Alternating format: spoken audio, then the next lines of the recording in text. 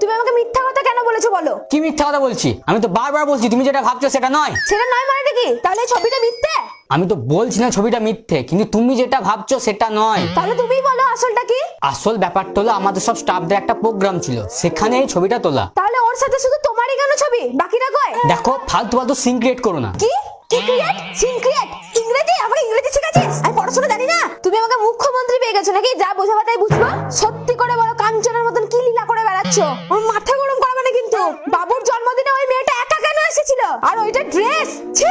তোমার আবার ওর দিকে তাকানোর কি ভাব? দেখো, এবার তুমি কিন্তু একটা বেশি বাড়াবাড়ি করছো। বাবা, ওর ড্রেস নিয়ে কথা বললাম বলে রাগ হয়ে গেল?